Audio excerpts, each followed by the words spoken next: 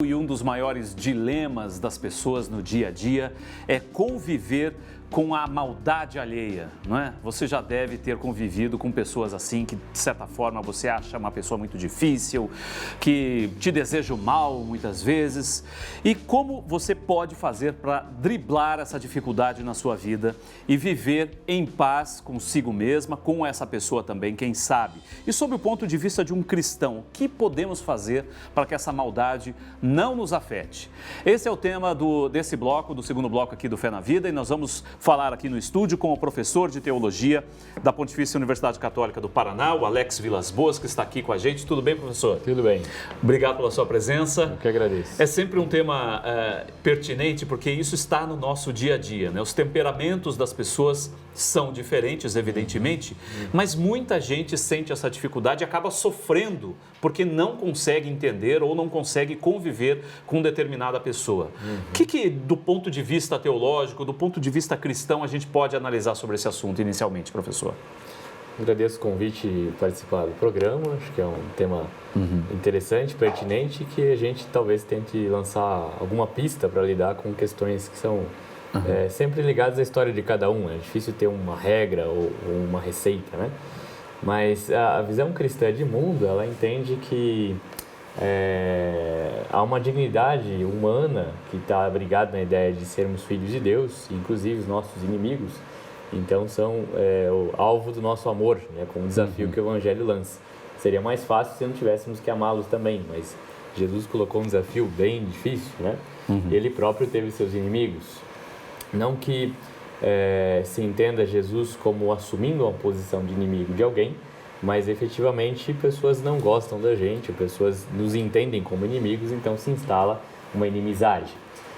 A postura cristã ao longo da história, ela, como visão de mundo, ela vai incidir tanto sobre a questão pessoal, portanto as relações, assim como na cultura, assim como na política. De modo que há uma compreensão da instituição da reconciliação como um valor cristão. Né? Então, esse desafio de encontrar um caminho um itinerário de reconhecimento do outro como portador também da dignidade humana e também como filho de Deus, de modo que não ceda à tentação da vingança, também não se cultue uma visão de mundo e valor cultural que entenda a vingança ou a retaliação ou formas desse gênero como um modo de compreensão da vida e também não instituir a eliminação do outro como uma postura de organização social. Ou seja, se a gente pensar nesse ponto de vista de vingança, se cada um resolver adotar essa postura, né, vou me vingar do meu inimigo, daquela pessoa que me faz mal, que mundo sobrará para a gente viver? É por aí, né? Exatamente, exatamente. E tanto o Evangelho de Lucas quanto o Evangelho de Mateus, Mateus especificamente situa isso dentro das bem-aventuranças e, portanto, dentro dos valores a serem cultivados para que o Evangelho se propague na Terra, né? E com isso o reino de Deus presente no mundo. Normalmente no dia a dia as questões mais interpessoais são mais visíveis, né? E como você mencionava, como lidar com aquela pessoa chata que inclusive resolve te perseguir, resolve te causar problema e tal. A primeira postura que nos vem à mente é revidar, evidentemente, né? Ou chega um momento que deu o seu limite e você acaba podendo incorrer na tentação de revidar. Mas a postura da reconciliação, a postura de não ceder a essa violência instituída pelo outro, é também um caminho de crescimento, de aprendizagem, de não revidar com a mesma moeda, de não querer causar mal ao outro com o mal que lhe foi feito, né? E há portanto, um itinerário também a ser seguido de confiança em Deus e que esse caminho não é o melhor caminho, né? Então, a pergunta fundamental é qual o discernimento a ser feito para encontrar o melhor caminho diante daquele que te entende como inimigo, né?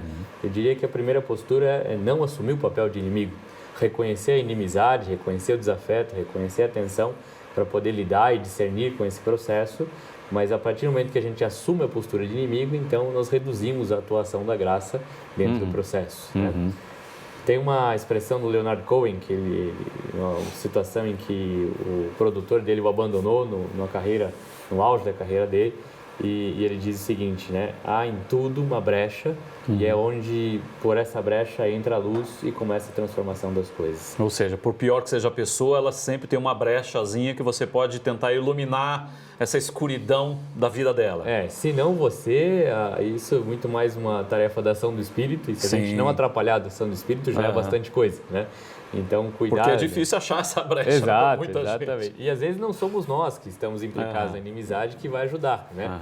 Mas a pessoa que vai lidar com esse processo, ou seja, a partir do momento que alguém decide prejudicar o outro, efetivamente tem qualquer coisa mal resolvida na própria história, né? E aí é a interpretação do Espírito e a própria pessoa. Nós vamos ouvir aí a opinião das pessoas, nós fomos às ruas, claro, para ouvir a opinião das pessoas sobre esse tema. Afinal de contas, todo mundo, claro, já enfrentou essa dificuldade, né? De ter uma pessoa, um inimigo, uma pessoa que você não bate bem ali no temperamento, essa pessoa resolve te prejudicar por algum motivo e você acaba não sabendo disso. Mas como então lidar com essa situação? O que as pessoas têm a dizer? O que elas fazem quando elas encontram alguém durante a vida que realmente está com essa disposição de passar o mal, de prejudicar a outra pessoa? O que essa pessoa faz? Vamos às ruas e ouvir as opiniões. Vamos lá. Assim possível é não se envolver. Quanto menos se envolver, melhor a coisa que se faz.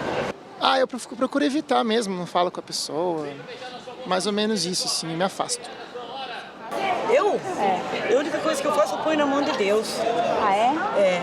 Na mão de Deus, por mais que a pessoa me faz o mal, me faz maldade, faz coisa, só ponho na mão dele que ele resolve tudo. Faço a diferença, né?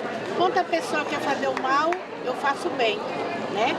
Uma palavra de carinho, uma palavra de amor, né? E sempre estou ali perto daquela pessoa. Eu acho que a gente tem que estar em oração, né? Jejum, e tem que estar coberto pelo poder do Espírito Santo. Ele pode nos livrar de todo o mal. Tentar se livrar, não tentar entrar em atrito com eles, que são pessoas de mal mesmo, não tem condição. Eu acredito muito, eu sou um cristão, eu acredito muito naquele princípio, né? A nossa briga não é contra a carne nem o sangue. Então como a gente é cristão e conhece bastante da Bíblia, a gente sabe que isso é uma coisa, assim, como dizer, mandada, né? Sim, na realidade, o que eu faço para me livrar delas é fazendo bem, né? A gente mostra ao contrário, né? As pessoas fazem o mal e a gente mostra ao contrário, né? Com delicadeza, com carinho. Ouvimos algumas opiniões aí e com opiniões distintas, inclusive. Algumas pessoas ignoram, outras pessoas resolvem, eu vou orar por essa pessoa, vou rezar por ela, enfim, vou tomar uma atitude. Outras pessoas, vou tentar conversar com essa pessoa, enfim. Temos aí várias reações, né, professor, em relação à maldade alheia. Mas do que o senhor ouviu ali, o que seria mais próximo do ideal, então? Ignorar também talvez seja uma solução, caso as outras não tenham funcionado. Pois né? Exatamente. Uma expressão que Francisco tem falado muito, né, sobre a cultura da misericórdia é o discernimento da caridade. Né? Ou seja, cada situação demanda o discernimento específico do que fazer e acolher a inspiração de Deus naquele momento. Né? Então, acho que todas essas expressões que estão presentes nos entrevistados, elas traduzem sua própria experiência de vida, nesse sentido, né?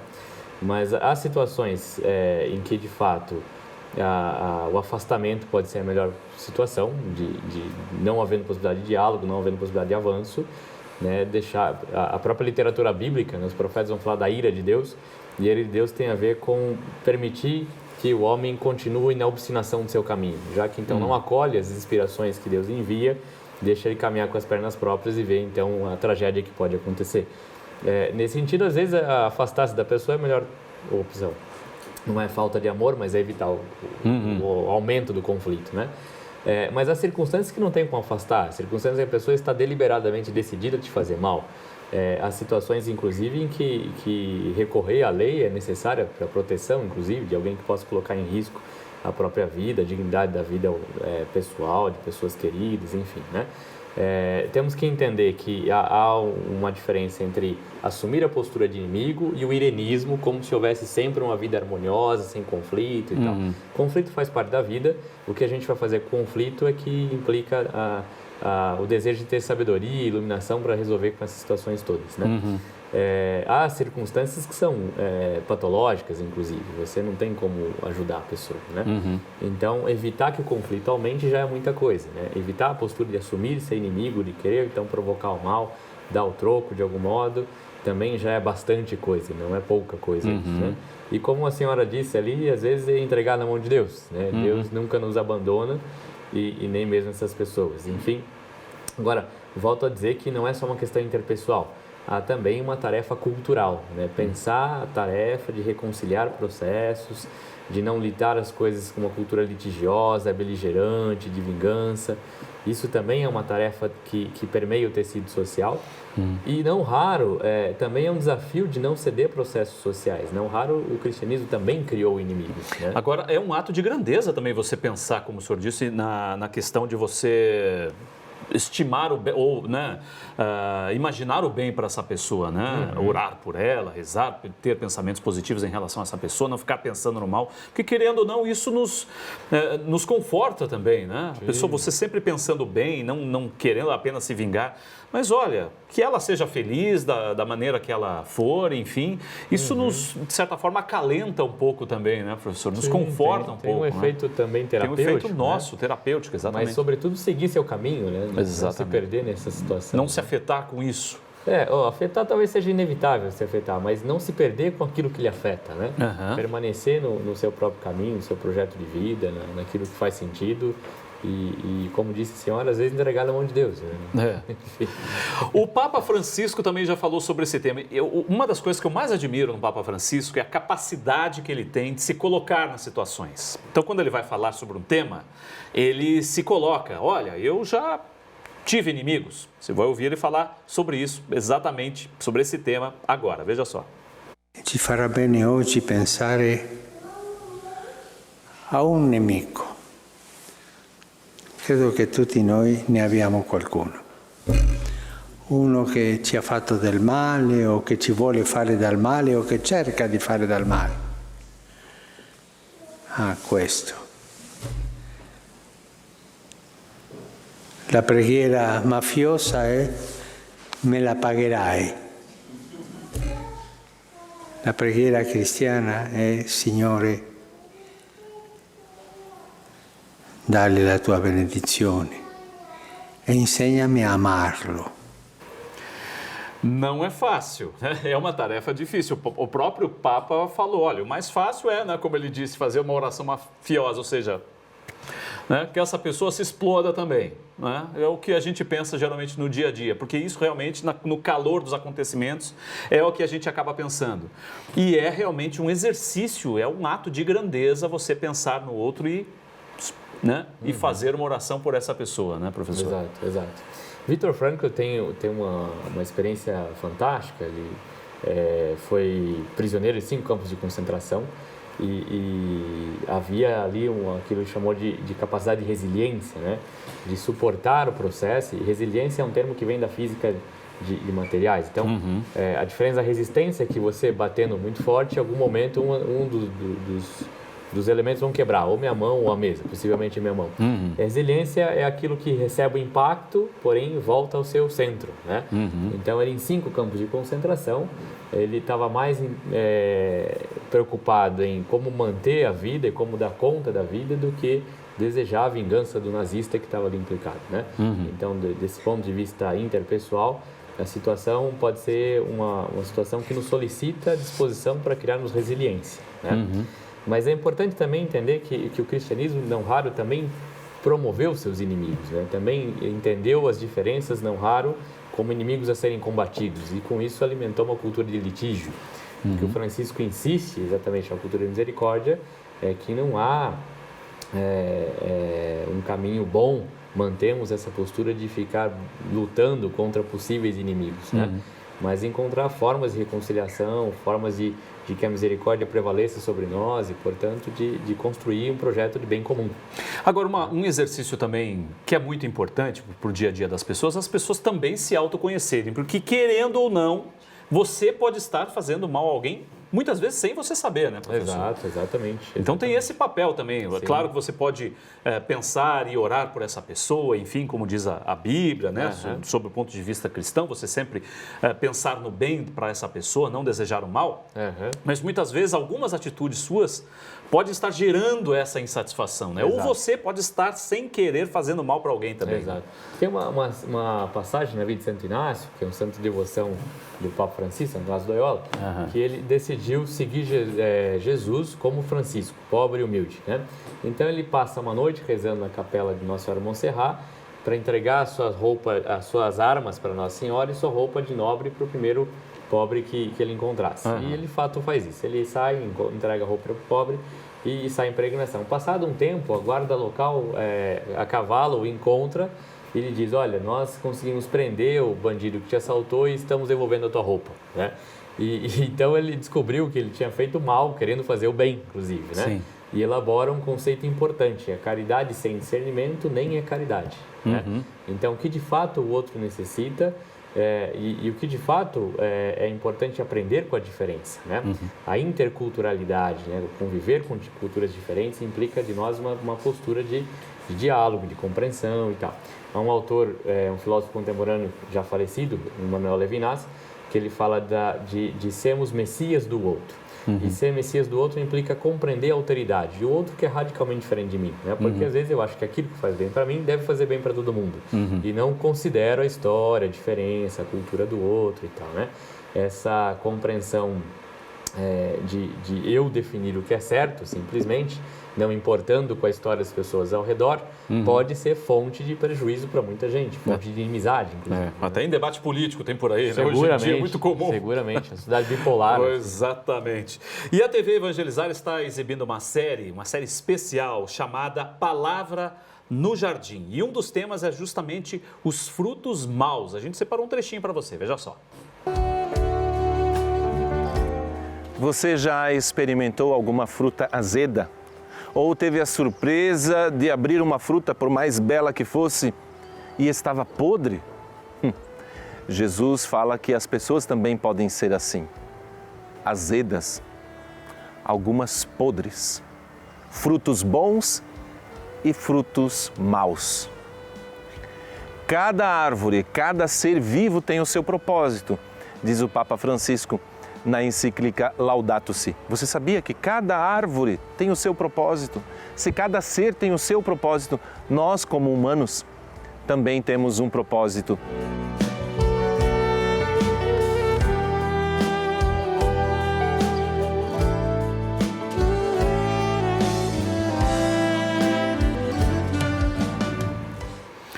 Palavra no Jardim, sempre a série exibida aqui pela TV Evangelizar, chama muita atenção nisso, né? Existem pessoas boas como existem pessoas ruins. Acho que o primeiro passo seria tentar entender por que tanta maldade existe na pessoa, né? Para com você, enfim, né? Por que aquele ato está sendo deliberadamente feito, né? Eu cito o exemplo de uma pessoa aqui conversando, a gente estabelecendo esse tema, a pessoa falou: olha, minha sogra, toda vez que eu vou conversar com ela tenta me comparar com a ex do meu marido. Isso é terrível, né? Ou seja, uma espetadinha que a pessoa fica... Pera lá, já conversou com ela, vamos tentar entender por que isso está acontecendo. Talvez tentar entender o processo, né, professor? Não é fácil. Não, viver não é fácil. Viver não é fácil. Efetivamente. Mas Deus está sempre junto com a gente. Na Evangelii Gaudium, inclusive, o Papa Francisco faz menção a uma questão muito importante para a evangelização no mundo contemporâneo, né? Que o tempo precede a ideia. Nós temos uma herança, talvez, idealista, né, que foi, na medida que nós fomos assumindo também a cultura grega, a gente assumiu coisas muito positivas e coisas que deixaram de ser positivas ao longo do tempo. Essa herança idealista, ela tende a criar modelos de perfeição, modelos de como deve ser a vida e tal. E o Francisco faz ali uma revisão, acolhendo uma contribuição de vários pensadores ao longo das últimas décadas, que é: o tempo precede a ideia, ou seja, tudo está passível de um processo histórico. Nada é assim simplesmente porque chegou a ser por um processo. A compreensão do processo ajuda a entender o porquê as pessoas são assim, porquê nós somos assim, porquê a sociedade é assim. E pensar em processo ajuda a gente a pensar que outros processos precisamos estabelecer para ressignificar nossos limites, nossas dificuldades, nossos problemas, né? Ou seja, você passa a pensar processualmente, né? De modo que isso evita a criarmos uma série de pressuposições sobre as pessoas, né? De projeções ideais, de expectativas exageradas, para entender processualmente a história de cada um e a nossa própria história. E o padre Reginaldo também se manifestou sobre esse assunto, afinal de contas, como lidar com pessoas, com essa ira, muitas vezes, que as pessoas têm no coração. Um trechinho para você. A ira é um pecado capital e deve ser controlado para que você aprenda a conviver com as diferenças de forma terna e tranquila. Acredite, benefícios incríveis para a sua vida, mas é necessário que você esteja aberto a mudanças. Não permita que a sua vida ganhe a tediosa cor cinzenta. A ira nada mais é que um desejo violento de castigar aquele que discordou ou ameaçou você. Como isso acontece? Seja em opiniões, em atitudes. A ira, queridos filhos, quando acompanhada pelo ódio, faz a pessoa reagir com violência. Pense coisas boas, reze coisas boas e você vai ver que Deus vai te transformando. É um grande ato de transformação que eu espero que você adote na sua vida a partir de agora, que você vai perceber que isso vai te fazer um bem danado, né? Você não revidar, mas você tentar ter aquela empatia, entender por que está acontecendo tudo isso, fugir de conflito e orar pela outra pessoa é muito importante. Professor, muito obrigado pela sua presença aqui. Professor Alex Vilas Boas, professor de Teologia da PUC Paraná. Obrigado mais uma vez, professor. Eu que agradeço pelo convite. É isso aí.